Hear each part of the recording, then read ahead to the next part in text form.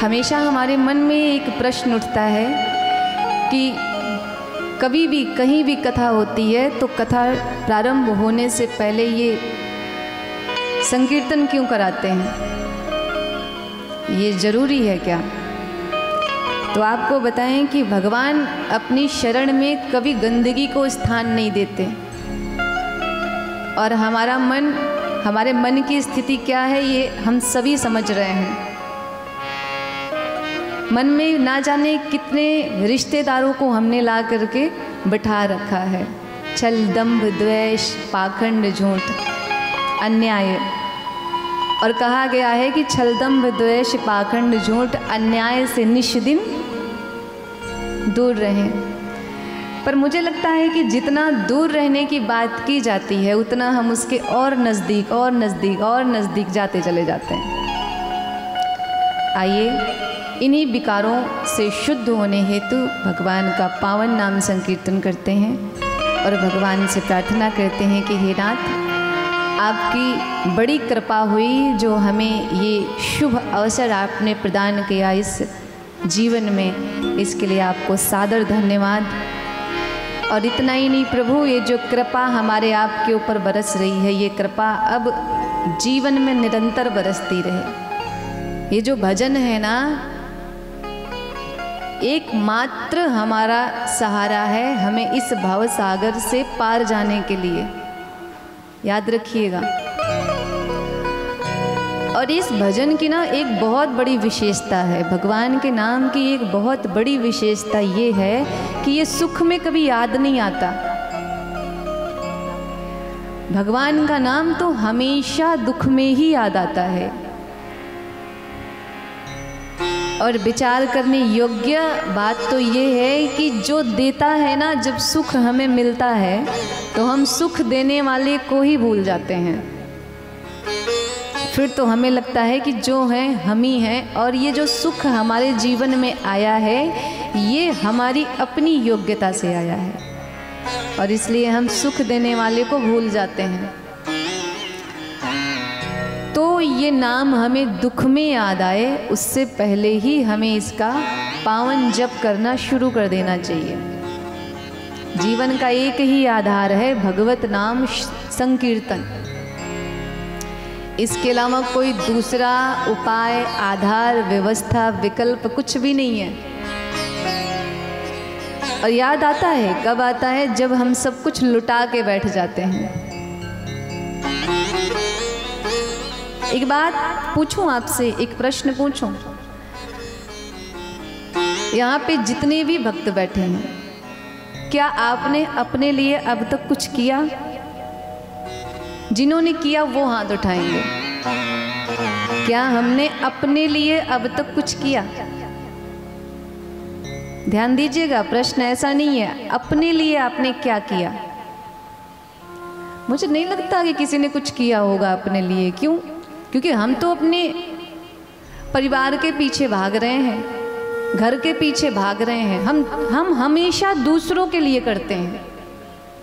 पूरी जिंदगी एक उम्र निकल जाती है, पति, बच्चे, बेटे, बेटी, बहू, पोते, पोती, उनको संभालते संभालते, और एक उम्र निकलने के बाद हमें याद आता है कि हमने अपने लिए तो कुछ किया ही नहीं। हमने अपने लिए तो हम जिए ही नहीं, हम तो हमेशा दूसरों के लिए जीते चले आए। और आज वही दूसरे, जब हमें उनकी सबसे ज़्यादा ज़रूरत है, सबसे ज़्यादा आवश्यकता है, तो वो हमारे साथ नहीं है या हमारे काम नहीं आ रहे हैं। और तब हम बड़े भाव से भगवान को कहते हैं, प्रभु अब तो जो हो सब आप ही हो। क्यों भाई? भगवान आपके नौकर हैं क्या? पूरा जीवन तो आपने उन्हें याद नहीं किया। और अब जब आपके ये जो झूठी रिश्तेदारी में जो रिश्ते थे, जब इनने अपना पल्ला झाड़ा तो आप भगवान के पास पहुंच गए कि नाथ अब तो बस आप ही का सहारा है। तो अपने लिए जीना सीखिए। और अपने लिए जीने का ये मतलब नहीं है कि सुख सुविधा या ऐश्वर्य हम अपने लिए बचा के रखें। माताओं का स्वभाव होता है ना, इनकी एक अपनी पर्सनल कोठरी होती है और उसमें हमेशा ताला लगा होता है बड़ा सा, और उसमें मैया के अलावा कोई और नहीं जा सकता। उसकी चाबी हमेशा अपने पास रखती हैं। क्यों? क्योंकि उसमें इनका बड़ा कीमती सामान होता है। उसी की रखवाली करते करते ये पूरा जीवन अपना निकाल देती हैं। तो एक बात बताओ, क्या अंत समय में वो सामान काम आता है क्या? वो खजाना काम आता है क्या? नहीं ना।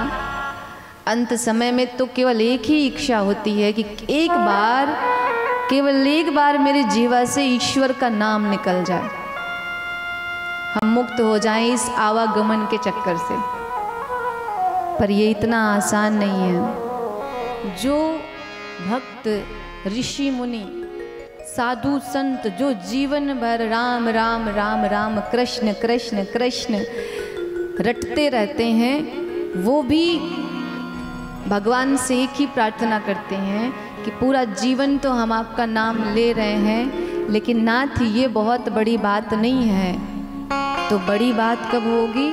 जब अंत समय में आप हम पे कृपा करोगे और आपके उस कृपा के फलस्वरूप मेरे मुख से एक बार आपका यदि नाम उच्चारण हो जाएगा तो मैं आपकी वास्तविक कृपा समझूंगा। क्योंकि हम भगवान को याद करें, भगवान से प्रेम करें, ये बहुत बड़ी बात नहीं है। क्योंकि उनको चाहने वाले हजारों हैं, करोड़ों हैं, पूरा संसार है। बड़ी बात कब होगी? अरे हम याद करें, ये बड़ी बात नहीं। बड़ी बात तो तब होगी जब ठाकुर जी हमें याद करें, वो याद करे तो कोई बात बने। हमारे याद करने से क्या? लेकिन फिर भी कहते हैं आदत की कोई दवा नहीं होती, जिसकी जो आदत एक बार बन जाए, कहते हैं कि आदत नहीं छूटती महाराज। एक आदत आप अपने जीवन में उतारिए कि रोज भगवत नाम संकीर्तन करिए, और यही आदत आपको एक दिन मुक्त कर देगी।